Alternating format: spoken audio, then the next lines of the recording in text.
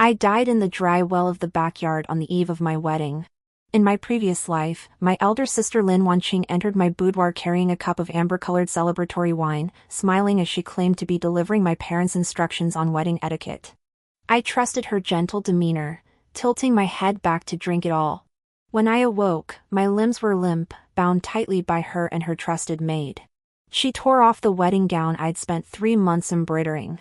As her fingertips traced my neck, her voice turned to ice. "Sister, the position of legitimate daughter, the title of young mistress of the Marquis' household, these were always meant for me." She tossed me into the dry well. Shards of stone scraped my face, the bone-chilling cold at the bottom seeped into my very marrow. From the well's opening, I heard the wedding banquet music of her and Xiao Jingyuan. My last breath dissipated into the boundless darkness.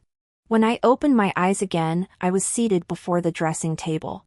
The bronze mirror reflected my face, unadorned yet still radiant, still adorned with the white jade hairpin mother had bestowed just yesterday. Footsteps sounded at the door.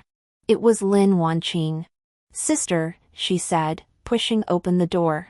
In her hand was that familiar cup of celebratory wine, her smile as radiant as a flower. "Mother specially had the kitchen brew this osmanthus wine to calm your nerves. Drink it while it's still warm." Hatred churned in my chest, yet my expression remained unreadable. My fingers tightened around the cold teacup I'd deliberately left on the table corner. I'd spotted it when I reincarnated and made sure the maid didn't take it away. "How thoughtful of you, sister." I rose, feigning intimacy as I reached for the wine cup. Yet the moment our fingertips touched, I jerked sideways, pretending to stumble on my skirt. With a flick of my wrist, both the wine cup and the tea bowl crashed to the floor. "Oh my!" I gasped, seizing the table edge for balance. "All my clumsiness's fault." Lin Wanqing's expression darkened slightly as she bent to gather the shards, murmuring reproachfully, "How careless of you, little sister. Mother specially prepared this." "Don't worry, sister," I interrupted, turning to pick up another identical cup of osmanthus wine from the small side table, one I'd had the maid prepare earlier, laced with the same dose of sleeping potion as hers. Noticing another warm cup on the table, likely also prepared by Mother, I added, "If you don't mind, sister, would you mind tasting this one first?" I held the cup before her, my gaze open and honest. Lin Wanqing froze, likely caught off guard by my move. After a moment's hesitation, thinking I hadn't yet uncovered her scheme and relying on her years of drug resistance from constant medication, she took the cup. "Then I'll test it for you, sister." She tilted her head back and drank it in one gulp. I lowered my eyes, hiding the cold glint in my gaze. In my previous life, the sleeping potion she laced for me contained a muscle-paralyzing powder. I specifically had the apothecary double the dosage. Even with her resistance, she couldn't withstand it. "How does it feel, sister?" I inquired with feigned concern. "Nothing." Before she could finish, her body swayed. Her eyelids grew heavy. "Why is my head spinning?" I stepped forward to steady her, my voice laced with worry. "Have you been overworking yourself, sister? Could it be you stayed up too late last night arranging my marriage?" She tried to push me away, but her body was too weak. She could only glare at me with strained eyes. "You. What did you do? What are you talking about?" I blinked innocently. "I didn't do anything. You were the one who insisted on tasting the wine for me." Just then, the maid Chun Tao pushed open the door. Seeing Lin Wanqing slumped in my arms, she gasped in alarm, "What's wrong with the eldest miss? Perhaps she's suffered heat stroke." I spoke calmly, "Quickly help the eldest miss back to her room to rest. Don't delay the auspicious hour later." Chun Tao dared not ask further questions and hurried forward to support Lin Wanqing. Lin Wanqing tried to struggle, but lacked even the strength to lift her hand. She could only be carried out.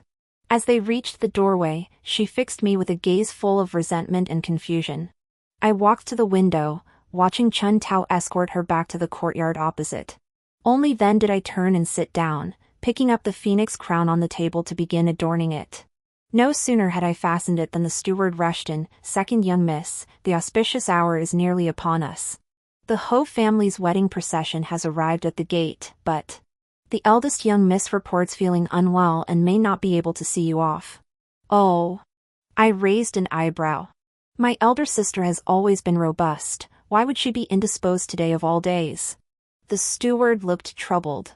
According to Chun Tao, the eldest miss fainted after drinking a cup of wine. The physician just examined her and said she was drugged with a potent sleeping potion. She'll need to sleep for 2 hours before waking. I sneered inwardly, but my face showed concern. Is that so? The physician must treat her thoroughly, lest any lingering ailment remain. The steward nodded and urged, "Second miss, the wedding procession awaits at the gate. Please follow me to the front hall." I nodded, adjusted the hem of my wedding gown, and followed the steward out.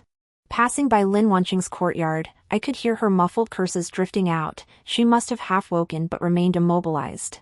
Upon reaching the front hall, Xiao Jingyuan stood below the main platform. Dressed in resplendent crimson wedding robes, his face was as fair as jade, though a hint of impatience lingered between his brows. As I entered, his gaze fell upon me, flashing a moment of astonished admiration. He then scanned behind me, his expression clouding when he saw Lin Wanqing was absent. "Why isn't Wanqing here?" he asked me in a low voice. "My sister suddenly took a sleeping potion and is resting in bed." My tone was flat, offering no further explanation. Xiao Jingyuan's expression shifted slightly.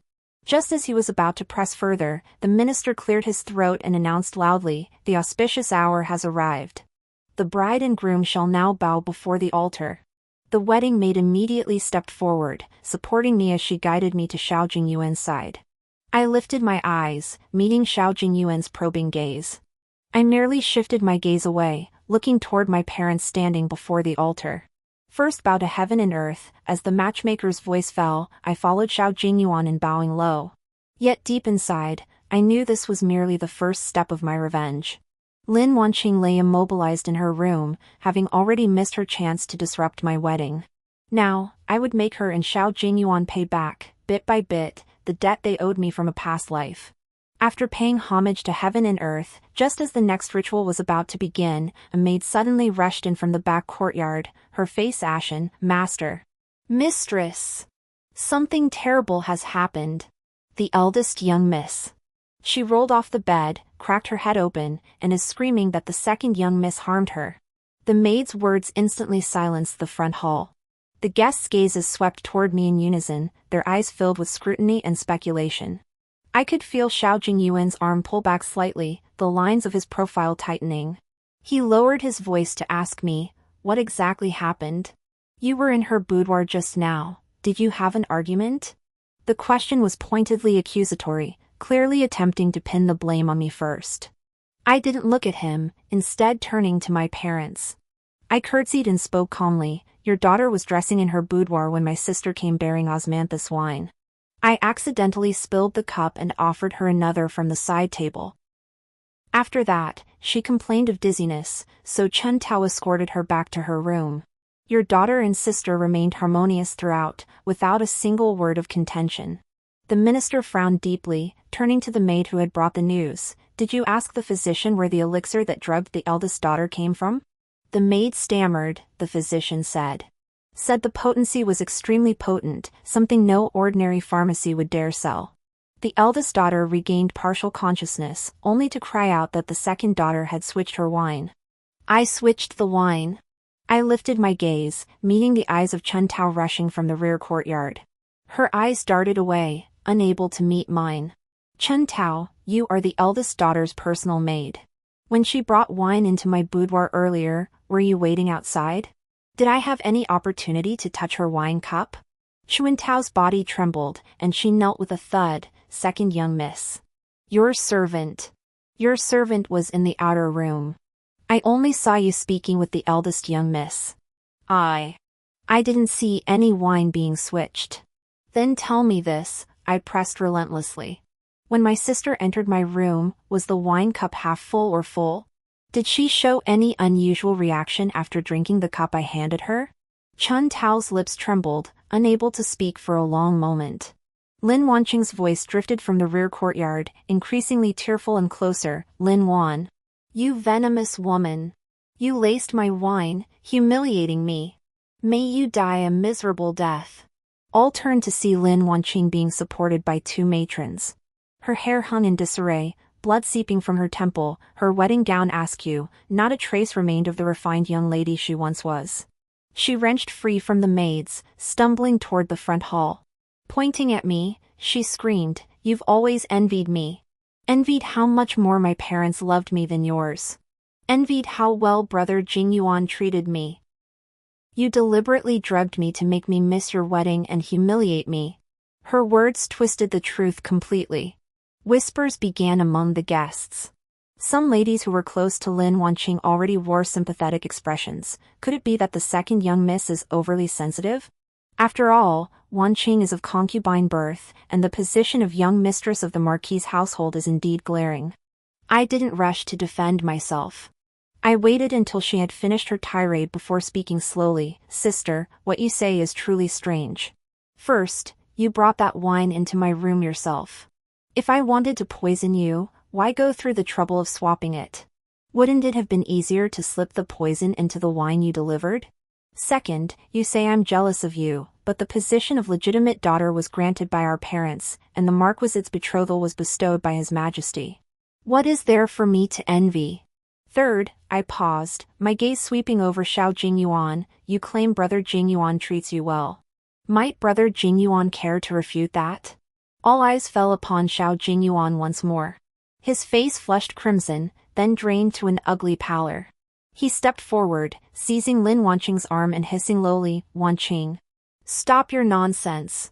Today is my wedding day with Wanwan, how dare you behave like this?" "Nonsense?" Lin Wanqing seemed stung, flinging his hand away. "Xiao Jingyuan. Just 2 days ago, you secretly slipped me that jade pendant, swearing you'd protect me once she was married here. Now you turn your back on me." The room erupted in shock. The Chancellor's face darkened to the point of dripping water. He slammed his fist on the table. "Enough. Lin Wanqing. Shut your mouth." The lady hurried forward, trying to pull Lin Wanqing back. "Chinger, you must still be under the drug's influence, talking nonsense. Come with me back to your room." "I'm not talking nonsense." Lin Wanqing struggled, blood from her forehead smearing her face, making her look even more disheveled. "That wine was switched by her. Chun Tao. Speak up. You bought the sleeping potion for me. You saw her with your own eyes." Chun Tao was terrified out of her wits, kowtowing repeatedly, "Miss. I didn't. I know nothing. It was you. It was you who sent me to the apothecary for the medicine, saying it was to loosen the second young Miss's muscles so she wouldn't be tense on her wedding night." The moment these words left Chun Tao's mouth, Lin Wanqing's face drained of color, and she collapsed to the floor. I sneered inwardly. Chun Tao was greedy by nature. I had already instructed my personal maid to give her some silver earlier, telling her to reveal the truth if Lin Wanqing made false accusations. I hadn't expected her to lose her nerve and confess first. The minister trembled with rage, pointing at Lin Wanqing, unable to speak for a long moment. "Wicked creature. What a wretched creature." The murmurs among the guests grew louder. Those who had sympathized with Lin Wanqing earlier now changed their expressions, their gazes toward me tinged with regret and understanding. Xiao Jingyuan stood rooted to the spot, utterly flustered, his face a mask of embarrassment and humiliation. He likely never imagined a wedding proceeding so smoothly could descend into such chaos. I stepped forward, gently supporting the Chancellor's arm as I soothed him. "Father, please calm your anger. Perhaps sister truly hasn't fully recovered from the medicine's effects, her mind still clouded, causing her to speak nonsense. Today is my daughter's joyous day. Let us not spoil the guest's mood over such a trifling matter." My words offered the Chancellor a way out. He took several deep breaths, forcing his anger down, and ordered the steward, "Take the eldest lady back to her room and lock her in. Have the physician examine her properly. She is not to be released without my command." 2 maids immediately stepped forward, hoisting the collapsed Lin Wanqing toward the rear courtyard. Lin Wanqing's cries grew fainter, eventually muffled by the courtyard gate. The tension in the front hall finally eased. The Chancellor bowed apologetically to the guests. "My daughter's mischief has caused you embarrassment. The auspicious hour waits for no one. Let us proceed with the ceremony." The matchmaker swiftly stepped in to smooth things over, guiding Xiao Jingyuan and me back to the altar. Second bow to parents, I bowed low, catching Xiao Jingyuan's hand clenched white at the corner of my eye. His gaze held complexity, doubt, embarrassment, and a barely perceptible hint of apprehension. I knew his doubts had begun to stir. This was precisely the effect I sought. After bowing to our parents, just as we were about to bow to each other as husband and wife, Xiao Jingyuan suddenly stopped. He whispered to me, "Wan, tell me honestly, did you swap the wine?" I lifted my gaze to meet his, my eyes clear and open. "Brother Jingyuan, why would I ask that? If I truly wanted to act, why would I spare her life? Why would I let Chen Tao spill the beans?" Xiao Jingyuan was momentarily speechless, opening his mouth but saying nothing more. "Bow to each other." The matchmaker's voice rang out again. Xiao Jingyuan and I bowed, our red silk sashes intertwining. Yet I knew this marriage was merely a stepping stone for my revenge. Xiao Jingyuan, this pawn, would sooner or later pay for his betrayal in a past life. After the ceremony, I was escorted to the bridal chamber. Barely seated, a young maid arrived to report that the clan's third elder had come, specifically requesting to see me. He said he had questions to ask. I raised an eyebrow. The third patriarch held the highest rank in the clan, always placing utmost importance on propriety and reputation. Moreover, since Lin Wanqing's birth mother had once extended him kindness, he had always shown particular favor toward her. His arrival at this hour surely meant someone from Lin Wanqing's side had sent word, seeking justice on her behalf. I smoothed the folds of my bridal gown and instructed Qinghe, my attendant maid, prepare Chen Tao's confession. "We'll go to the front courtyard's side hall to meet the third elder." Qinghe responded with a nod and drew a prepared note from her sleeve. When Chen Tao confessed earlier, I had her sign it on the spot, precisely to prevent anyone from overturning the case later. Upon reaching the side courtyard, I saw the third patriarch seated at the head, his face as dark as iron. Several clan elders sat beside him, and Xiao Jingyuan was there too, standing awkwardly to the side. He had clearly been summoned by the third patriarch for questioning. Upon my entrance, the third patriarch did not rise, merely lifting his eyes to glance at me. His tone carried a hint of authority. "Young Miss Wan, come forward. Today's incident has become the talk of the entire city. Now, tell us, what exactly happened? Wanqing, that child, has always been gentle and obedient. Why would she drug you without cause?" I curtsied, maintaining a dignified composure. "Your Excellency, it is not that I refuse to speak, but certain matters require the presence of witnesses to be fully understood." I signaled to Qinghe, who promptly stepped forward and presented Chen Tao's written confession. The third patriarch took the paper, his brow furrowing deeper with each line. Several elders gathered around to read it, their expressions darkening upon finishing. This Chen Tao was Wanqing's personal maid. Her confession. An elder uncle hesitated before speaking. Why would Chen Tao admit to buying the sleeping potion at Lin Wanqing's behest unless she was backed into a corner? I spoke calmly. "Third patriarch, consider this. Today is my daughter's wedding day. If I truly intended to scheme against Lin Wanqing, why would I choose this moment? Causing such a public scandal brings no benefit whatsoever to me, the Prime Minister's household, or the Marquis's estate. On the contrary, it is most logical that Lin Wanqing would seek to humiliate me, or even sabotage the marriage, so she could take my place." "You're twisting the truth." The third elder slammed his fist on the table. "Wanqing is a young lady. How could she harbor such schemes? You must have pressured Chen Tao into confessing under torture. Go ask Chen Tao about her hands." I remained unhurried. The injuries on her hands are from her own kowtowing earlier, not from my daughter's interrogation. Besides, if I wanted a confession, why would I make her admit it before all the guests? Wouldn't it be safer to handle it privately? This hit the nail on the head, and the elders nodded in agreement.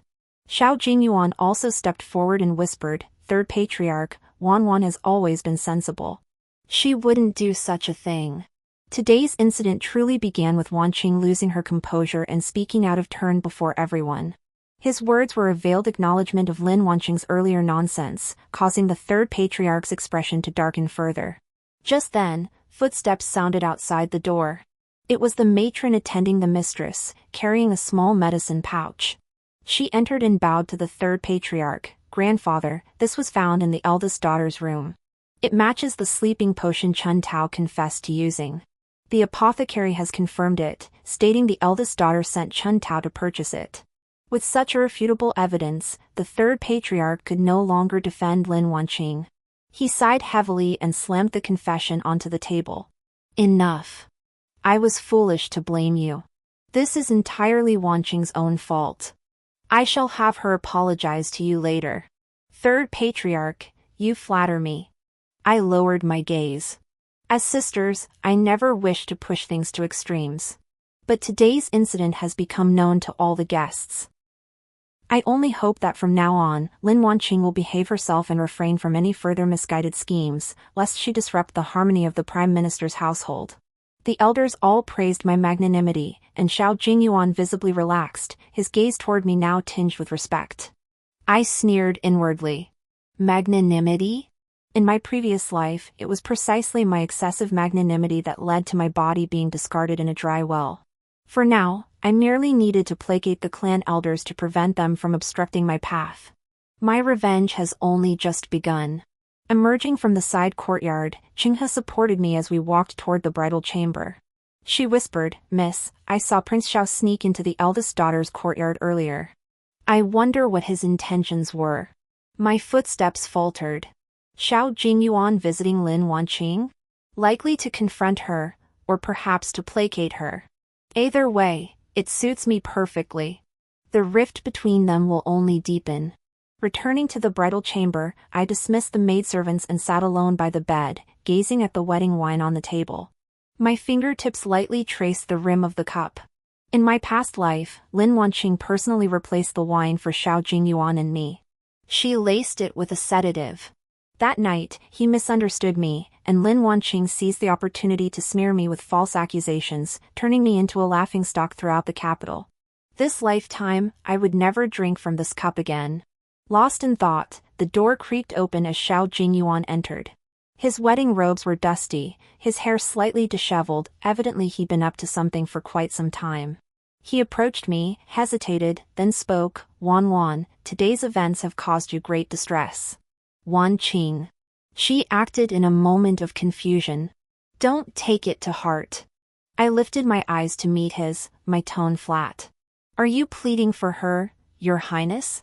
Xiao Jingyuan froze, then waved his hands hastily. "No, I just think. Since we're sisters, it's best not to let things get too tense." "Sisters?" I let out a light laugh.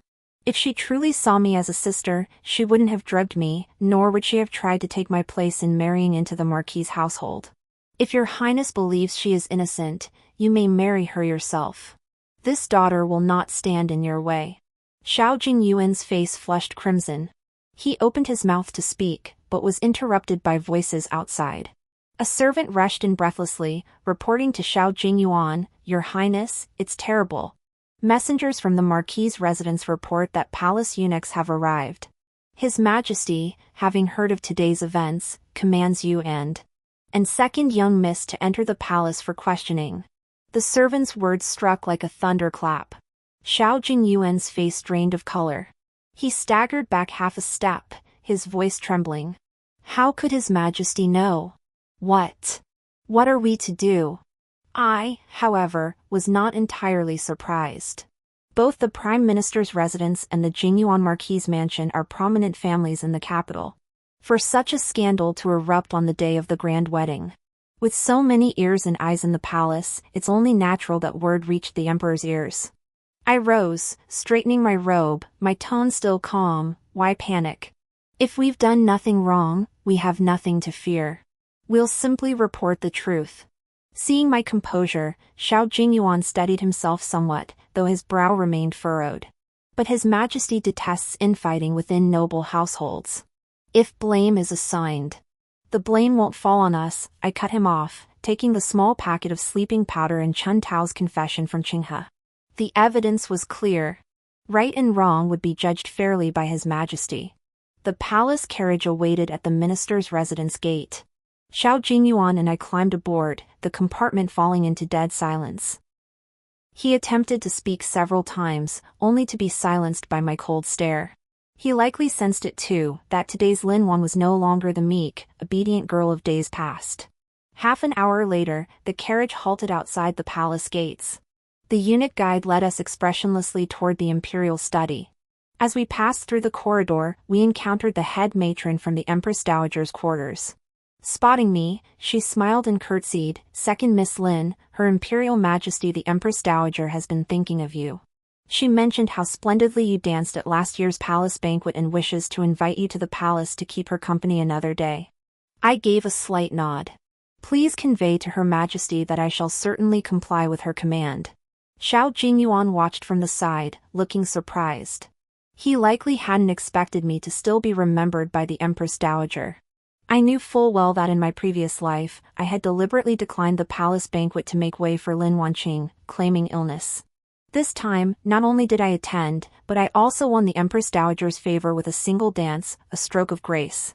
This was the connection I had laid in advance. Upon entering the imperial study, His Majesty was buried in reviewing memorials, flanked by the Chancellor and the Marquis of Jingyuan. Noticing our entrance, the Emperor lifted his eyes, set down his vermilion brush, and spoke in a tone devoid of emotion. "The Chancellor's household wedding today has caused quite a stir throughout the city. Now, tell me, what exactly happened?" Xiao Jingyuan knelt first, stumbling through his account of events. Yet between the lines, he still sought to exonerate Lin Wanqing, claiming she had been drugged into a state of confusion and had lost her senses. Before he could finish, I stepped forward, presenting the pouch of drugged powder and the confession. "Your Majesty, this is the sleeping potion seized from Lin Wanqing's chambers, along with the confession of her personal maid, Chen Tao, bearing her fingerprint. Today's incident was not a sisterly quarrel, but Lin Wanqing's deliberate attempt to poison me. She sought to make me miss my auspicious wedding time and ruin my reputation, so she could take my place and marry into the Marquis's household." His Majesty picked up the confession and studied it for a long moment. He glanced at the packet of drugs, then turned to ask the Chancellor, "Chancellor, were you aware of this?" The Chancellor's face turned ashen. He bowed deeply and replied, "Your Majesty, I failed in my duty to discipline her properly. I have brought shame upon myself. Lin Wanqing is indeed my concubine's daughter. Out of pity for her early loss of her birth mother, I often showed her favoritism. I never imagined she would harbor such malicious intent. I shall punish her severely." The Marquis of Jingyuan hastily interjected, "Your Majesty, my son is also a victim in this affair. Had we known of Lin Wanqing's true nature, the Marquis's household would never have associated with her." The Emperor let out a cold laugh. "It seems to me this is not merely Lin Wanqing's fault." "Xiao Jingyuan," he said, turning his gaze to Xiao Jingyuan kneeling on the ground, "Lin Wanqing claims you slipped her a jade pendant 2 days ago to protect her. Is this true?" Xiao Jingyuan's face drained instantly, cold sweat beading on his forehead as he bowed repeatedly. "Your Majesty, forgive this servant. It was a moment of foolishness. Lin Wanqing repeatedly sought favor, and I merely wished to avoid embarrassing the Prime Minister's household, so I gave her a worthless jade pendant. I had no ulterior motives." "Worthless jade pendant?" The Emperor flung a brocade box from the table. This was seized by the Imperial Guards from Lin Wanqing's quarters. "Explain this to me, how is this heirloom jade pendant of the Marquis of Jingyuan's household worthless?" The box hit the floor, and a jade pendant engraved with the Xiao family crest rolled out, Xiao Jingyuan's personal keepsake. Xiao Jingyuan slumped to the ground, speechless. I felt a secret thrill. I had Qinghe tip off the Imperial Guards about this pendant. In my previous life, Xiao Jingyuan had used this very jade pendant to seal his illicit affair with Lin Wanqing. This time, I merely brought it to light early, exposing his hypocrisy for all to see. The Emperor sighed and addressed the Chancellor. "The Chancellor's household has failed in its duty to uphold proper conduct. Penalty: 3 months' salary withheld. Use this time to thoroughly reform your family's conduct. Lin Wanqing, for her malicious schemes, shall be stripped of her status as a secondary daughter and confined to the Chancellor's villa. She may not return to the capital without imperial decree." Turning to Xiao Jingyuan, he continued, "The heir apparent of the Jingyuan Marquis has shown moral failings. He shall be sent to the frontier for 3 years of training and reflection." The room erupted in shock at these words. Xiao Jingyuan snapped his head up, disbelief etched across his face. "Your Majesty! Your servant. He was cut off. The Marquis of Jingyuan hastily pulled him back. Hurry and express your gratitude. I lowered my gaze, concealing the smile in my eyes. The Emperor's punishment was harsher than I had anticipated. He must have long harbored reservations about the Marquis of Jingyuan's influence and seized this opportunity to issue a stern warning.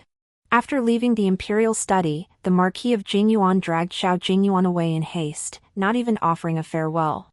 The Chancellor approached me, his expression complex. Wan, today's events have caused you great injustice. Father. I cut him off. Father, there's no need for further words. Your daughter understands the difficulties you face. Only, from now on, I implore you not to favor others over those who hold true loyalty to you. The Chancellor paused, then sighed and nodded. In the carriage back to the palace, Qinghe whispered excitedly, Miss, this is great. The eldest daughter has been stripped of her title and confined to the estate, while Prince Xiao is being sent to the frontier. We've finally gotten our revenge. I shook my head, it's too soon to tell. Lin Wanqing is cunning, confining her to the villa won't hold her back. And Xiao Jingyuan's deployment to the frontier might just be a trial by fire, he could even return with military merits to his name. Qinghe frowned in confusion, then haven't we wasted our efforts? Of course not. I gazed at the palace walls rushing past the carriage window. At least now, they'd lost any chance to scheme against me. I could seize this opportunity to solidify my position within the Chancellor's residence and claim what was rightfully mine. By the time we returned to the residence, dusk had already fallen. The steward hurried toward us the moment we entered the gates, his expression oddly strained. Second young miss, you've finally returned. Earlier, the third patriarch arrived with several clan elders. They wished to discuss the household authority with you. They said that though the eldest miss erred, the household authority has always been managed by the eldest legitimate daughter. As you've only recently married in, it's inappropriate for you to intervene. I raised an eyebrow. So the third patriarch still hasn't given up, hoping to use the household authority issue to leave a backdoor for Lin Wanqing? Fine. This is the perfect opportunity to firmly grasp the reins of power in the Prime Minister's residence. Following the steward toward the front hall, Qinghe whispered beside me, Miss, third patriarch likely already consulted the clan elders. Should we consult father first? Unnecessary. My pace didn't falter. Father caught between them would only complicate matters. This I'll handle myself. As soon as I stepped into the front hall, I saw the third patriarch seated at the head of the table, flanked by 4 clan elders, each wearing a stern expression. Not rising as I entered, the third patriarch merely lifted his chin. Young Miss Wanqing has arrived. Take a seat. I did not sit, remaining standing in the center of the hall as my gaze swept over the assembled elders. The third patriarch summoned me regarding the matter of managing the household affairs? Precisely. The third patriarch lifted his teacup, sipped slowly, and spoke deliberately. In the Prime Minister's household, the eldest legitimate daughter traditionally assumes authority. Though Wanqing erred, she remains the eldest legitimate daughter by title. You have only recently married into the Marquis's household. By custom, you should not meddle in the Prime Minister's affairs. Custom? I chuckled lightly. What sort of custom does the third patriarch speak of? The custom of plotting against one's own sister to seize a betrothal? Or the custom of embezzling public funds to line one's own pockets? The moment these words left my lips, the hall fell instantly silent. Several clan elders exchanged glances, clearly unfamiliar with the notion of embezzling public funds. The third patriarch's expression darkened. Young lady, you may eat carelessly, but you must not speak carelessly. When did Wanqing embezzle public funds? Whether it happened or not, an investigation will reveal the truth. I nodded to Qinghe, who promptly stepped forward and placed a thick ledger on the table. This contained the household accounts for the past 3 years. During Lin Wanqing's stewardship, she routinely diverted an extra 200 taels of silver each month under the pretense of purchasing cosmetics or repairing courtyards. Over 3 years, this amounted to a staggering 7,200 taels. The third elder reached for the ledger, his fingers trembling. This ledger must be forged, right? Ask the bookkeeper, Auntie Zhang, to verify its authenticity. I called out, Auntie Zhang, please come in. The curtain parted, and an elderly woman dressed in gray cloth entered.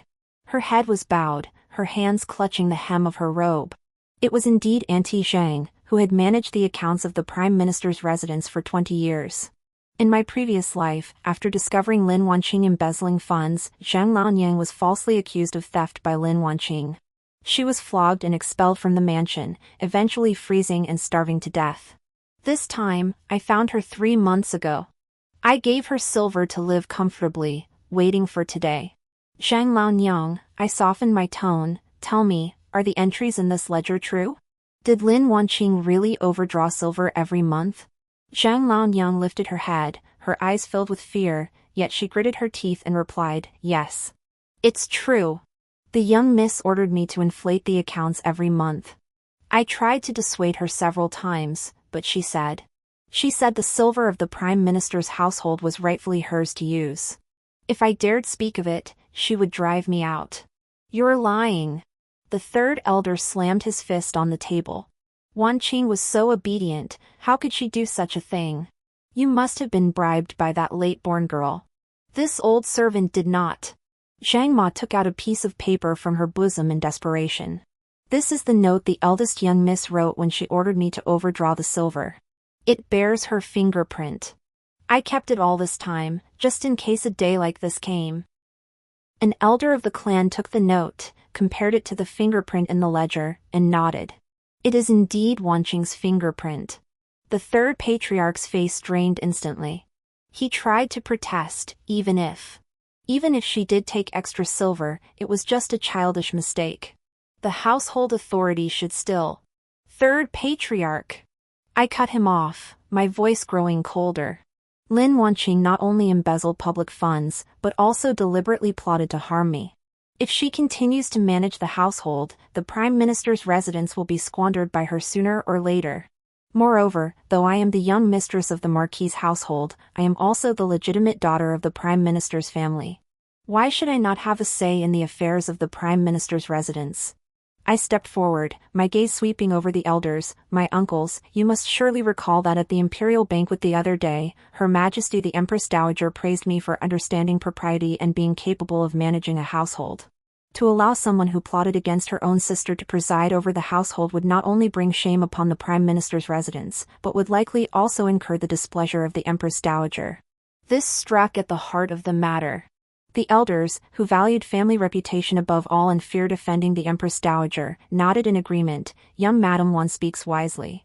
Wanqing's nature is wicked, she is indeed unfit to lead the household. Indeed, Wan enjoys the Empress Dowager's favor and understands the accounts, she is the perfect choice to manage the household. The third elder, seeing everyone turn against him, trembled with rage but could no longer utter a word of protest. Just then, the Chancellor entered from outside. Having clearly overheard the discussion, he bowed to the elders. Thank you, uncles, for your discernment. Wan possesses a steady temperament and understands household management. Let her take charge of the Chancellor's residence.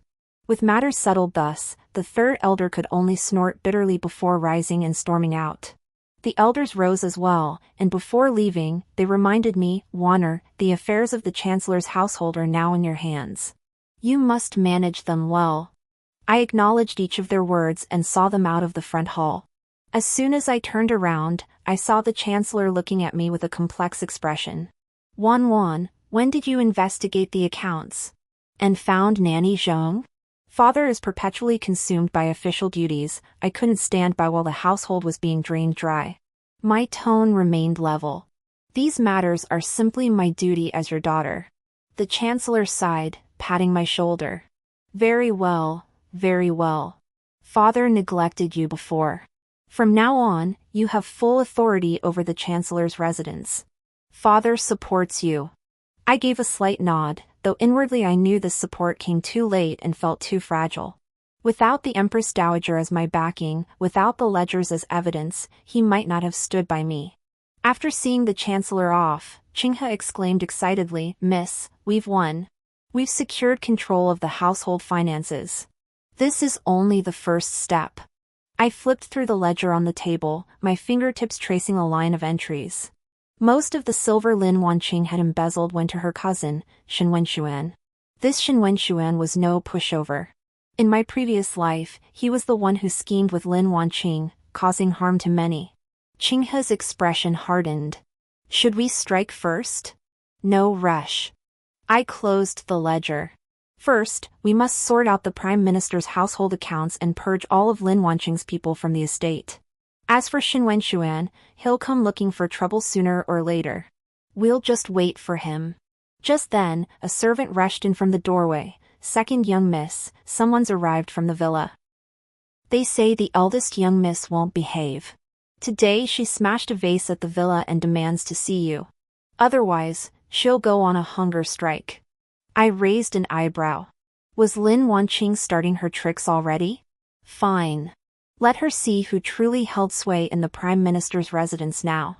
Tell the villa staff, my tone turned icy, if she wants to starve herself, let her. Starving to death is her own doing. If she dares cause trouble again, bind her up. She'll only soil the grounds of the Prime Minister's residence. The servant hesitated, then quickly responded before rushing out. Qinghe looked at me, her eyes filled with admiration. Miss, you're so much more formidable now than before. I said nothing, merely walking to the window to gaze out at the night. The debts from my past life, I will collect every single one. Lin Wanqing, Xiao Jingyuan, Shen Wenshuan. Not a single one will escape. After standing there briefly, Qinghe returned, holding a letter. Miss, this was found in Prince Zhao's chambers. It's a letter the eldest miss wrote to him, but it hadn't been sent yet. I took the letter, opened it, and found it filled with Lin Wanqing's tearful accusations, calling me heartless and venomous, pleading with Xiao Jingyuan to help free her once he reached the frontier. I let out a cold laugh and burned the letter.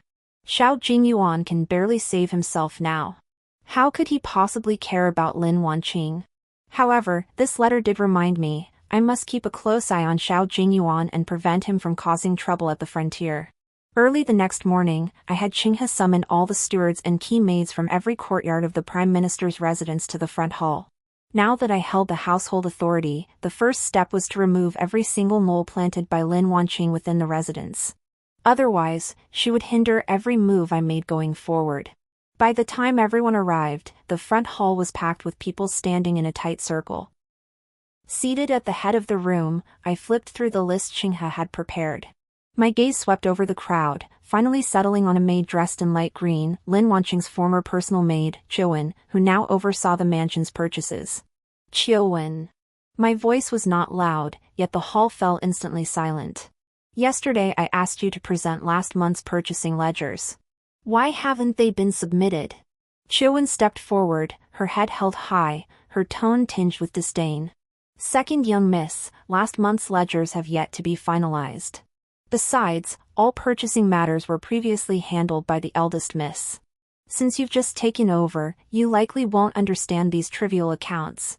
At these words, some below snickered quietly. I didn't show anger. Instead, I tossed another ledger at her feet. Don't understand? Then explain this. Last month, the rouge you procured cost 30% more than the finest Ningxiang pavilion in the capital. The fabrics you bought were reported at 50 bolts above market price. What's the story here? Qiuwen's face instantly drained of color. She hurriedly knelt. Second young miss. This must be a misunderstanding. The accounts must have been miscalculated. A misunderstanding? I sneered coldly, nodding toward Qinghe. Qinghe immediately stepped forward, pulling a document from her bosom. It bore the testimony of Ningxiang Pavilion's proprietor and the cloth merchant's signature. The extra silver you embezzled last month was secretly sent to your rural maternal home. Is this also a misunderstanding? Qiuwen collapsed to the floor, her lips trembling, unable to speak. I rose and stepped before her. Lin Wanqing has fallen. You still dare to serve her, seeking personal gain? The Prime Minister's residence has no place for dishonest hands. Guards! Drag her out. 20 strokes of the cane. Sell her to a farmstead. Never to return to the capital. 2 matrons immediately seized Qiuwen and began dragging her away. Chiwen wailed and begged for mercy, but no one dared speak for her. Everyone in the front hall kept their heads bowed, not daring to breathe loudly. I knew this had sufficiently established my authority. Who else? I scanned the remaining servants. If anyone still had ties to Lin Wanqing or dared to tamper with the accounts, Chiwen's fate awaits you. But if you serve diligently, I will not treat you unfairly. The servants immediately prostrated themselves. We vow to serve second young miss with utmost devotion. After dealing with the servants, I had just returned to my study when the steward rushed in. Second young miss, Mr.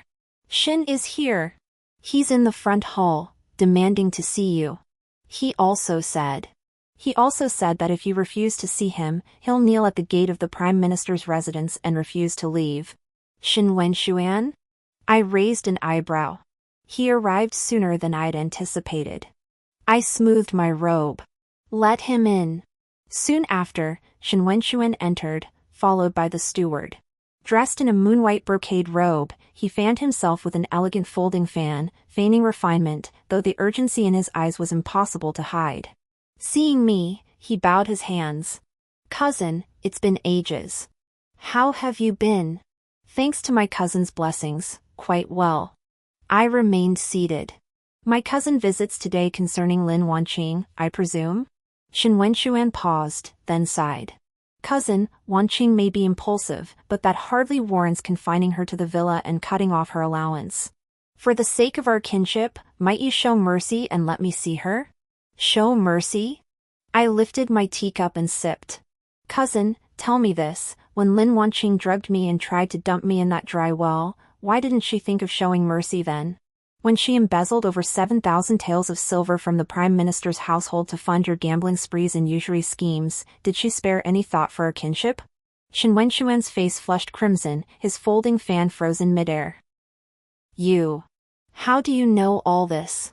How do I know? I flung an account ledger at his feet. These are your gambling debts and your usury loan agreements, all bearing your signature. Wasn't all this money embezzled from the Prime Minister's residence by Lin Wanqing? If you wish to deny it, cousin, I can hand these over to the authorities for thorough investigation. Shin Wenshuan snatched the ledger shut, his face turning ashen. Cousin! Don't push it too far. Wanqing's already suffered enough. What more do you want? I want nothing more. My tone turned icy. I only want my cousin to understand that Lin Wanqing brought her current predicament upon herself. If you know what's good for you, leave the capital immediately and stay out of her affairs. Otherwise, next time these ledgers won't be in my possession. Shin Wenshuan stared at me, his eyes brimming with resentment yet unable to retort. He knew the evidence in my hands could ruin his reputation and even land him in prison. After a long silence, he gritted his teeth. Fine. I'll leave. But you must guarantee Wanqing has food to eat in the villa. As long as she behaves, she won't starve. I waved my hand. Steward, escort young Master Shin out. Shin Wenshuan shot me a fierce glare before turning and leaving. Watching his retreating figure, I let out a cold laugh. Thinking such petty tricks would make me back down? How naive. Qinghe entered, smiling. Miss, you're truly formidable. A few words and you've intimidated young Master Shin. This is only the beginning. I flipped through the loan documents on the table.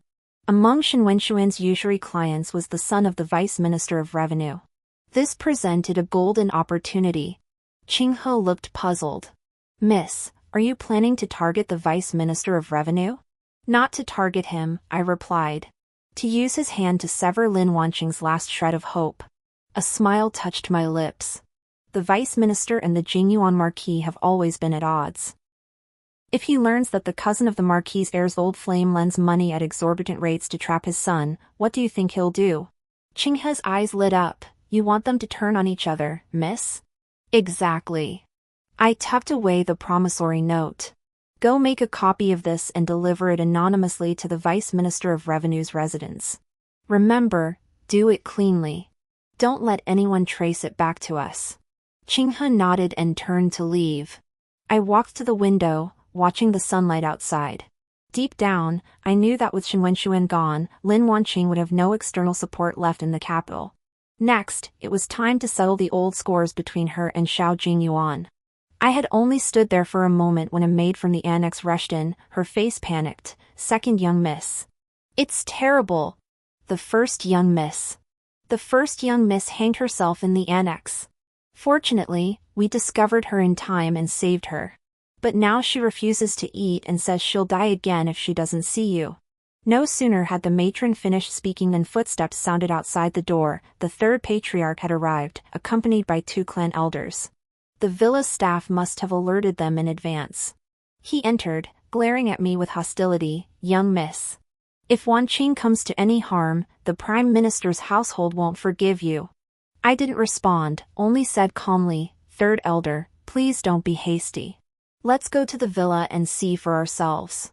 On the way, Qinghe leaned close to my ear and whispered, Miss, I don't think the eldest young miss is really ill. How could someone who was saved from hanging still have the energy to shout for you? She must be faking it. My fingertips brushed the note hidden in my sleeve. I'd already instructed old Ma Zhang at the villa to keep an eye on her.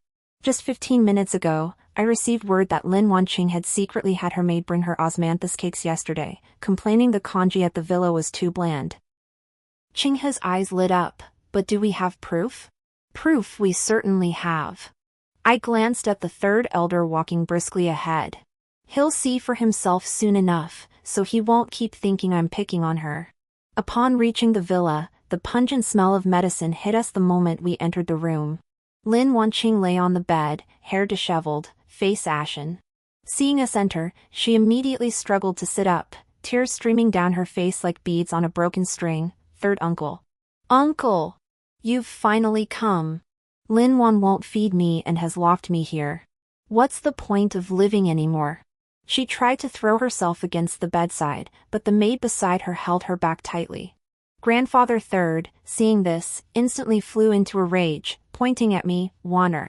Look at the mess you've made. Wanqing is in this state, and you still won't let her go? Grandfather Third's words were completely unfair to me. I walked to the bedside, bent down to examine Lin Wanqing's neck, then straightened up. Old maidservant Zhang, tell us what you saw when the eldest miss attempted to hang herself. An old woman clad in grey cloth entered from outside, bowed to the third patriarch and the clan elders before speaking, reporting to the patriarch, during my night watch yesterday, I saw the eldest miss instruct her personal maid to fetch a length of white silk ribbon. She also placed a soft cushion beneath the beam. Later, the maid cried out, the young mistress has hanged herself. When I rushed in, the young mistress's neck showed no signs of strangulation. The silk ribbon hung loosely around her neck, and the cushion was still by her feet. Lin Wanqing's face froze instantly. She snapped, You're lying. I didn't. Whether I'm lying or not, the young mistress knows best. Old woman Zhang pulled a neatly folded piece of white silk from her bosom. This is the white silk the young mistress used. There isn't even a mark on it, but it's stained with quite a bit of rouge, likely applied by the young mistress herself to prevent smudging her makeup. The third patriarch took the silk, examining it meticulously before shifting his gaze to Lin Wanqing's neck, smooth and unblemished, not a trace of red mark. His expression darkened. Wanqing, what is the meaning of this? I. Lin Wanqing couldn't speak, only sobbing uncontrollably. I just wanted Lin Wan to let me out. I don't want to stay here. You think feigning death will force my hand? I sneered coldly, then had Qinghe produce another food box. This was the osmanthus cake the maid tossed from your room this morning, a signature pastry from the capital's Furue Zhai. Didn't you claim I withheld your meals? How could you still be eating Furue Zhai pastries? With irrefutable evidence, Lin Wanqing could no longer feign innocence. She collapsed onto the bed, tears mingling with despair. The 2 clan elders also frowned. One sighed, Wanqing, you have disappointed us greatly. The young mistress has already shown you mercy. How can you still refuse to repent? The third elder gazed at Lin Wanqing, his eyes filled with complexity. Finally, he sighed heavily, enough. With your temperament, you won't stay put even in the villa. From today onward, additional guards will be stationed at the villa. Without my personal order, no one is permitted to visit. You will reflect on your actions there. With that, he turned and walked away without another glance at Lin Wanqing. The two elders followed suit, nodding briefly at me as they departed, a clear sign of their full approval of my handling of the matter. Lin Wanqing watched our retreating figures and suddenly shrieked, "Lin Wan! I won't let you off! Even as a ghost, I won't let you off!" My pace didn't falter. The thought only amused me. In her past life, she couldn't harm me even as a ghost. This time around, she won't even get the chance to become one. Returning to the Prime Minister's residence, I had barely entered my study when the steward rushed in with a letter, "Second young miss, an urgent dispatch from the frontier for Prince Xiao. The Marquis's household instructed us to deliver it." I took the letter, opened it, and my expression shifted slightly. The letter stated that Xiao Jingyuan had suppressed a barbarian rebellion at the frontier, earning great merit. His Majesty had issued an edict summoning him back to the capital next month to report, with a possible promotion awaiting him. Qinghe, watching my change in expression, hurriedly asked, "Miss, what's wrong?" "Xiao Jingyuan is returning." I placed the letter on the table, my fingertips tapping lightly against the surface. "Military merit," he says. "Looks like he intends to use this to re-establish his foothold. What are we to do?" Qinghe grew anxious. "If he returns, he'll surely cause trouble for you, miss." "Cause trouble for me?" A cold smile touched my lips. Whether he even makes it back safely remains uncertain. I instructed the steward to summon the Chancellor's advisor. Then I told Qinghe, "Go fetch the copy of Shen Wenshuan's promissory note we transcribed earlier. Prepare a gift as well. Deliver them to the Vice Minister of Revenue's residence, tell him I'm grateful for his assistance in auditing the Chancellor's accounts recently and wish to invite him to dine at our residence in a few days." Qinghe froze for a moment before realizing, "Miss, you want the Vice Minister of Revenue to deal with the Marquis of Jingyuan's household?" "Exactly." I nodded. The Vice Minister's son had lost a fortune to Shen Wenshuan's usury schemes, and he already harbored resentment toward the Marquis of Jingyuan's household. Now that Xiao Jingyuan had distinguished himself, the Marquis's influence was set to rise. The Vice Minister certainly wouldn't stand idly by. We just need to give it a little push, and they'll start fighting each other. Before long, the advisor arrived. I told him about Xiao Jingyuan's return to the capital and asked, "Do you think we could make things happen on his journey back?" The advisor pondered for a moment before speaking, "Second young miss, Xiao Jingyuan was personally summoned back by His Majesty. Acting openly is out of the question. However, with the frontier recently pacified, remnants of the barbarian tribes still linger. We could have someone accidentally leak Xiao Jingyuan's travel route to the barbarians. Should he face an ambush, even if he survives, he'd be branded reckless in his duties. The Emperor might well rescind his command." My eyes lit up. "That's an excellent plan. Arrange it immediately. Find a trustworthy person to leak the information, leaving no trace." The advisor acknowledged and turned to leave. Only Qinghe and I remained in the study. She looked at me, her eyes brimming with admiration. "Miss, your calculations are so precise, step by step." "Not precise, just determined not to repeat past mistakes." I watched the sunset gradually fade beyond the window. In my previous life, Xiao Jingyuan had used his military achievements to return to the capital, ultimately joining forces with Lin Wanqing to destroy me and my parents. This time, I would never give him another chance. Just then, a maid entered to report that the Vice Minister of Revenue had sent word he was willing to attend the banquet. I nodded, knowing full well that the net closing in on Xiao Jingyuan had already begun to tighten. That night, I tossed and turned in bed, unable to sleep. Something felt off, as if I'd overlooked a crucial detail. Suddenly, it hit me, in my previous life, when Xiao Jingyuan returned to the capital, he brought a barbarian woman with him, claiming she was the daughter of a barbarian chieftain. Later, this woman spoke highly of him to the Emperor, deepening His Majesty's trust in him. I sat up and called out to the door, "Qinghe." Qinghe entered quickly, "Miss, what is it?" "Go investigate whether Xiao Jingyuan had any contact with barbarian women at the border, especially the chieftain's family." My tone was stern.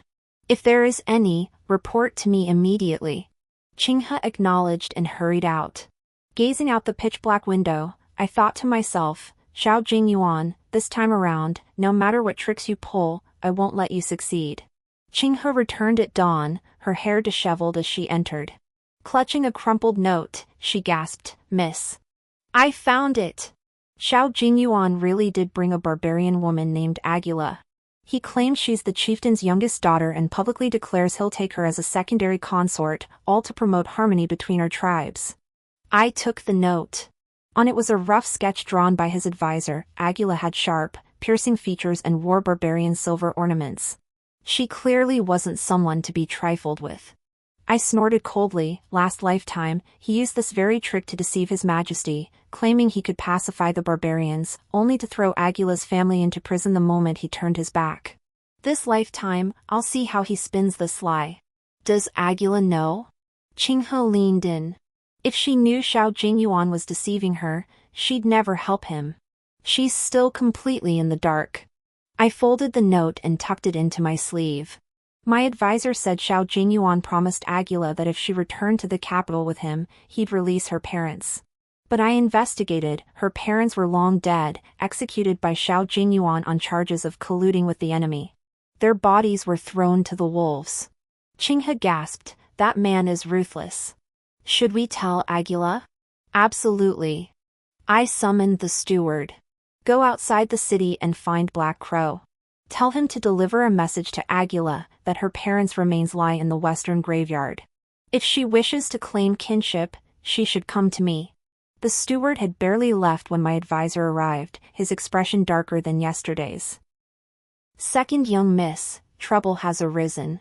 The route we disclosed seems to have reached the barbarians, but their chieftain hasn't moved.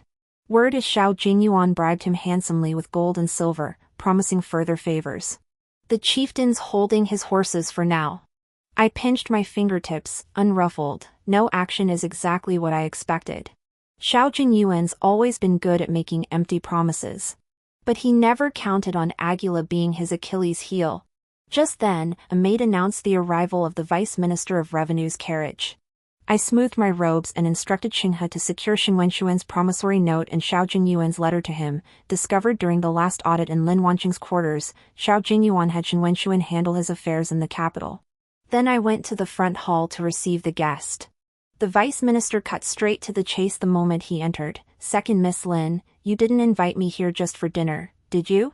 He was a straightforward man. I had Qinghe hand him the documents. "Take a look at this. Shenwenxuan had defrauded your son through usury, backed by the Jingyuan Marquis' household. Xiao Jingyuan colluded with Shenwenxuan to cover up the embezzlement of the Prime Minister's funds." The minister flipped through the promissory notes and letters, his hands trembling, his face turning ashen. "That damned Marquis of Jingyuan! How dare they scheme against me like this? Your Excellency, please calm down." I poured him a cup of tea. "Xiao Jingyuan will return to the capital next month, bringing a barbarian woman with him to curry favor. If you submit a formal accusation against him in court, exposing his collusion with barbarians and harboring criminals, and present this evidence, even if His Majesty wishes to protect him, he'll have to weigh the consequences." The minister looked up at me, calculation in his eyes. "What do you want?" "I want the Marquis of Jingyuan's household brought down. I want Xiao Jingyuan ruined forever." I spoke plainly. "If you aid me, I'll help you arrest Shenwenxuan and make him repay every penny he owes your son. Additionally, I possess evidence of the Jingyuan Marquis' household embezzling military funds. That too can be yours." The Vice Minister's eyes lit up, and he immediately agreed. "Deal. The day Xiao Jingyuan returns to the capital, I'll denounce him." After seeing the minister off, Qinghe exclaimed excitedly, "Miss, we've gained another ally. It's merely mutual exploitation." I leaned back in my chair. But as long as it brings down Xiao Jingyuan, what does a little calculation matter? That afternoon, Black Crow delivered news. Agula had come to the tea house behind the Prime Minister's residence and wished to meet me. I had Qinghe follow while I changed into plain clothes and slipped to the tea house. Agula sat in a corner, her silver jewelry glinting in the sunlight. Spotting me, she cut straight to the point. "You say my parents are dead? Where's the proof?" I pushed a bloodstained silver bracelet across the table. Black Crow had found it in the mass grave. Engraved with a barbarian tribe's totem, it belonged to Agula's mother. Xiao Jingyuan deceived you. He never intended to spare your parents, he killed them to silence them. If you doubt me, go now to the western graveyard. Find the skeletal remains adorned with silver jewelry. Aguila grasped the bracelet, his fingers trembling as tears spilled. I knew it. His gaze had been off, yet I clung to hope. Now is not the time for tears. I handed her a handkerchief. Xiao Jingyuan wants to use you for his reputation. If you expose his lies publicly on the day he returns to the capital, you'll avenge your parents and ruin his reputation. Are you willing? Aguila wiped her tears, her gaze hardening. I am. I'll do anything to kill him. I handed her a note. This contains Xiao Jingyuan's precise return time and route. He'll enter through Xingyang Gate. I'll arrange for people to assist you then. Remember, you must speak before the common folk. Let everyone see his true face. Aguila tucked away the note, rose, and bowed to me in the barbarian style. Thank you, Miss Lin. Should I succeed in my vengeance, I shall repay you. Watching her departing figure, Qinghe leaned in and whispered, Miss, Xiao Jingyuan is finished for sure now. Not quite. I took a sip of tea. Xiao Jingyuan is cunning. He might change his route. I must have my advisors keep watch. Additionally, we must compile the evidence of the Jingyuan Marquis' embezzlement of military funds. The moment he enters the city, it must be delivered directly to His Majesty. No sooner had I returned to the Prime Minister's residence than the steward rushed in, panic etched on his face. Second young miss. News from the villa, the eldest young miss. The eldest young miss has cut her own hand. She claims if you don't lift her confinement, she'll cut herself once a day. I raised an eyebrow. Lin Wanqing truly wouldn't give up. But I had no time for her now. Xiao Jingyuan was the main event. Have the villa staff keep a close watch on her. Don't let her actually die, and don't let her pull any more tricks. Once I've dealt with Xiao Jingyuan, I'll settle the score with her properly. The steward acknowledged the order and turned to leave. Qinghe looked at me, her eyes filled with admiration. Miss, you don't seem the least bit panicked. What good would panic do? I watched the clouds drifting outside the window. In my past life, I spent my entire existence in fear, only to end up discarded in a dry well. This time around, I trust only myself, the evidence in my hands, and the trap I've set. Xiao Jingyuan and Lin Wanqing won't escape. That evening, my strategist reported that Xiao Jingyuan had indeed altered his route, attempting to enter the city through a side gate to avoid the crowds.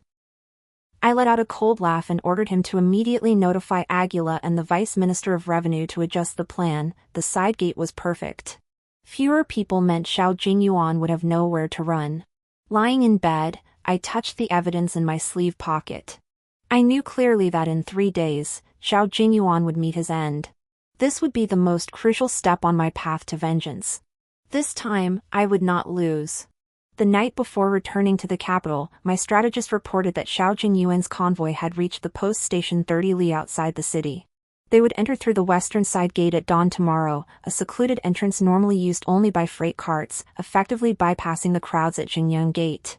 I instructed Qinghe to make 3 copies of the ledger detailing the embezzled military funds, 1 for the vice minister, 1 for Black Crow to deliver to the censorate, and the last I would keep myself, ready for any eventuality. Miss, are we truly going to the west side gate tomorrow? Qinghe stuffed the ledgers into my silk pouch. That area is sparsely populated. What if Xiao Jingyuan's men make a move? He dared not. I concealed the dagger in my boot shaft. He now holds the status of a meritorious official. Everyone is eager to witness his triumphant return to the capital. How could they dare to carry out private punishment at the city gate? Besides, the vice minister will escort the censor there, and Aguila will be with us. He'll have his hands full. At daybreak the next morning, I changed into a sleek black outfit and rode with Qinghe in a carriage to a tea stall near the west side gate. We chose a spot with a clear view of the city gate. No sooner had we sat than dust swirled in the distance. Xiao Jingyuan's procession approached. He rode a towering steed clad in silver armor, the emperor's medal hanging proudly over his chest. Aguila followed beside him, dressed in Han-style robes with her silver ornaments carefully concealed beneath layers of fabric, her face pale. Here they come. I nudged Xinghe's arm and signaled to Black Crow in the distance. Black Crow immediately circled around to the other side of the gate and made a gesture toward Agula. Upon seeing this, Agula's fingers clenched tightly around her skirt hem. As the procession reached the gate, she suddenly broke free from her attendant, rushing to Xiao Jingyuan's horse and shouting, "Xiao Jingyuan! You liar! You promised to release my parents if you brought me back to the capital, but you had them killed long ago." Her words struck like thunder, halting the procession instantly. Xiao Jingyuan's face darkened. He dismounted and reached out to grab her. "Agula, don't talk nonsense. When did I ever? You dare to lie." Agula pulled the bloodstained silver bracelet from her bosom and held it high. "This was my mother's bracelet. I found it in the western graveyard. You threw my parents' bones to the wolves, and now you expect me to help you deceive the emperor? You're dreaming." Soldiers and passers-by gathered around, pointing and whispering. Xiao Jingyuan panicked, lunging for the bracelet. "You're mad. You found this bracelet yourself. It has nothing to do with me. Whether it has anything to do with you or not, just ask your own soldiers." Agula's voice grew louder. "Last winter, you ordered them to drag 2 barbarian elders to the mass grave, saying to cut the grass, you must uproot it. They all heard it." Several soldiers paled, instinctively stepping back. Just then, the minister of the secretariat arrived with several censoring chiefs, holding a memorial aloft. "Xiao Jingyuan. You dare deny it? Here is Shen Wenshuan's confession and the letters you instructed him to arrange in the capital. Your collusion with criminals and harboring of offenders, the evidence is irrefutable." Seeing the minister, Xiao Jingyuan's legs went weak, ministerly. How did you get here? How else would I apprehend you, this deceitful traitor?" The minister tossed the memorial before him. "Did you think altering your route would conceal your crimes? Mark my words, the censorate already possesses proof of your embezzlement of military funds." Xiao Jingyuan still tried to protest. "I did not embezzle military funds. I earned merit at the frontier, the emperor trusts me." "Trust you?" I rose from the tea stall, stepped before him, and flung the ledger in my arms at him. "This records your falsified reports of supplies and deductions from soldiers' pay at the frontier, complete with your commander's signatures. How dare you deny it?" Xiao Jingyuan picked up the ledger, flipping through pages as his hands began to tremble, cold sweat trickling down his forehead. The surrounding villagers erupted in fury, so he was a corrupt official. And he killed the barbarian chieftain's daughter, how cruel. "Enough!" Xiao Jingyuan suddenly drew the sword from his waist and pointed it at me. "Lin Wan. This is all you're doing. You've been plotting to ruin me all along." I didn't flinch. Instead, I stepped forward. "Me? Harm you? In my past life, you and Lin Wanqing threw me into a dry well, stole my betrothal, and drove my parents to death by grief. That debt remains unpaid. Now you draw your sword. Do you intend to kill me, the witness, before everyone's eyes?" His sword froze midair, frozen in place. Just then, an imperial eunuch arrived bearing an edict. "By the emperor's command, Xiao Jingyuan is guilty of deceiving the throne, embezzling military funds, and indiscriminate killing. Arrest him immediately, imprison him in the heavenly dungeon, and await sentencing." Soldiers instantly seized his sword and bound him. Xiao Jingyuan struggled and shouted, "I am a meritorious subject. The emperor cannot treat me this way. Lin Wan, you just wait." Watching him being led away, my heart remained unruffled, filled only with a sense of settled peace. Agula stepped before me and bowed deeply. "Thank you, Miss Lin. The vengeance for my parents has been served. This is what your own courage has earned." I handed her some silver. "The capital is no place to linger. Take this money and return to the barbarian tribes." Agula accepted the silver, nodded, and turned to leave. The vice minister approached me with a smile. "Second Miss Lin, we owe you today. Without you, Xiao Jingyuan might have slipped through the cracks." "You flatter me, Your Excellency." I gave a slight bow. "We merely helped each other." After parting with the vice minister, Qinghe and I rode back to the prime minister's residence by carriage. The moment we entered the gates, the steward rushed over, looking even more flustered than last time. "Second young miss. At the villa. The eldest young miss has truly gone on a hunger strike. She hasn't eaten for 2 days. The doctor says if this continues, she might not hold out much longer. Qinghe frowned. How can she be so troublesome? I gave a cold laugh. She isn't truly fasting. She's waiting for me to visit so she can pull some trick. Tell the matron at the villa to send over the lotus seed porridge I had the kitchen prepare yesterday. Tell her. I made it especially for her, and she must drink it. Qinghe hesitated. Miss, is there anything in the porridge? I cut her off, just a little something to keep her calm. So she won't cause any more trouble. Once Xiao Jingyuan's matter is settled, I'll settle the score with her properly. The steward acknowledged and turned toward the villa. Qinghe regarded me, her eyes brimming with understanding. Miss, you anticipated her hunger strike and prepared the porridge in advance? Yes. I walked to the study and opened the household ledgers. I knew Lin Wanqing's nature better than anyone. She was now a grasshopper after autumn, few days left to hop. Next, we must purge the Jingyuan Marquis spies within the Prime Minister's residence. And recover every coin Lin Wanqing embezzled. As I leafed through the ledgers, Haya arrived, handing me a note. Miss, the Jingyuan Marquis' residence has been raided. The Marquis has been arrested. His Majesty has also issued an edict annulling your betrothal to Xiao Jingyuan.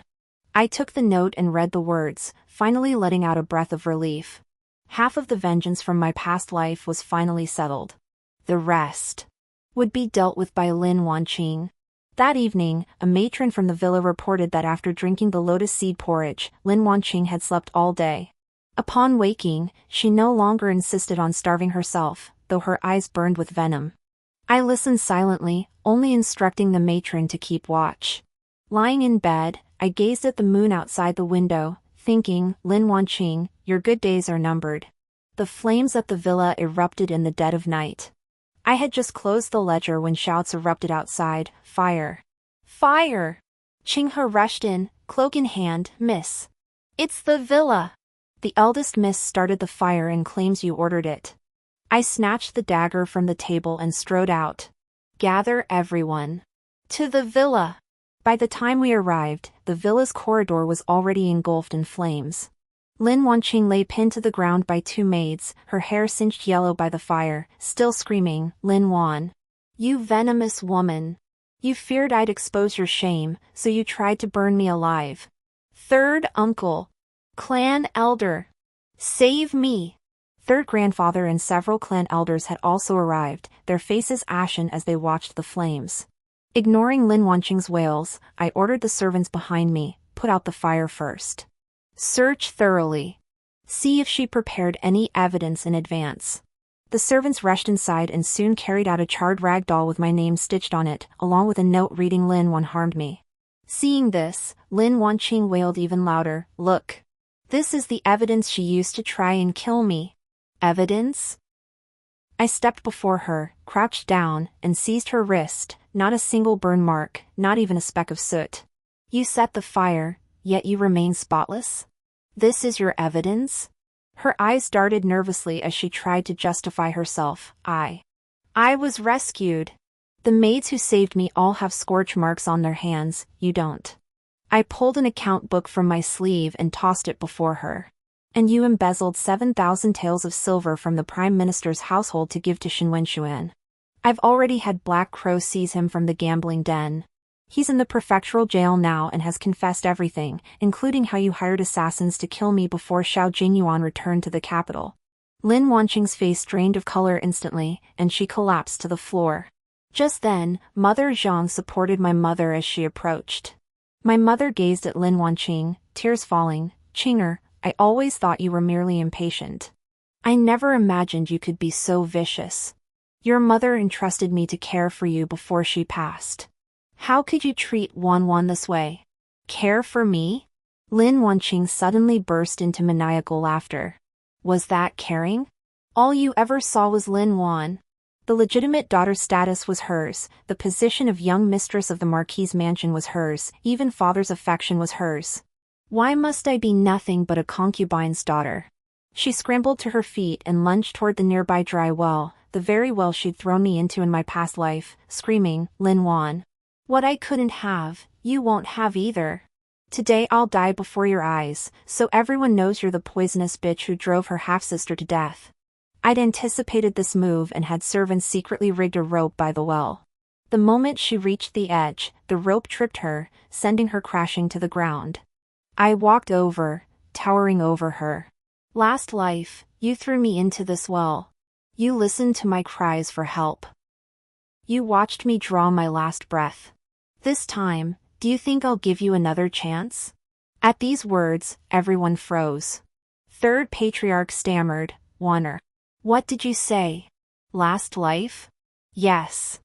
I pointed at the dry well. "On the eve of my wedding last life, she drugged me, stripped off my bridal gown, and threw me in here to freeze and starve to death.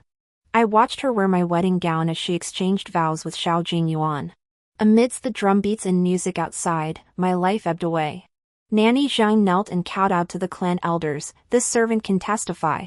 In my past life, I secretly went to the well and saw second young Mrs. Jade hairpin at the bottom, along with first young Mrs. Handkerchief. It was her who threw them down. The evidence was irrefutable, and the clan elders had no further hesitation. Third patriarch sighed and instructed the steward, "Bind Lin Wanqing and send her to the family temple. She shall become a nun for life and never step outside the temple gates again." Servants stepped forward and dragged Lin Wanqing away. She struggled, screaming my name, her voice growing fainter and fainter until it was swallowed by the courtyard gate. My mother walked over, taking my hand. Her palm was warm. "Wan, you've suffered so much." "Mother, I'm not suffering." I clasped her hand back. "It's all over now." The next day, news arrived from the capital. Irrefutable evidence of embezzlement of military funds from the Jingyuan Marquis estate had been uncovered. The Marquis and Xiao Jingyuan were sentenced to exile 3,000 li away, never to return to the capital. Shen Wenshuan, for usury and collusion with assassins, received 50 strokes of the cane and exiled to the frontier. Matters at the Prime Minister's residence were also settled. The clan elders unanimously agreed to place me in charge of the household. I reorganized the ledgers, dismissed the people Lin Wanqing had planted, and recovered all the embezzled silver. Gradually, the Prime Minister's residence regained its former tranquility. That day, I sat in my study, watching the sunlight spill into the courtyard outside the window. Qinghe entered carrying tea. "Miss, the Empress Dowager has sent word. She requests your presence in the palace tomorrow to converse with her." I accepted the tea with a smile. "Understood." Setting down the cup, I opened the new ledger, my fingertips tracing the characters Lin Wan. The hatred of my past life, the vengeance of this one, both have been settled. From now on, I am no longer that helpless Lin Wan, but the legitimate daughter of the Prime Minister's household, capable of protecting myself and my family. A breeze drifted in through the window, carrying the fragrance of osmanthus. I picked up my brush and inscribed a new entry in the ledger. "The path ahead, I shall walk alone, steadily and without shadow." The end.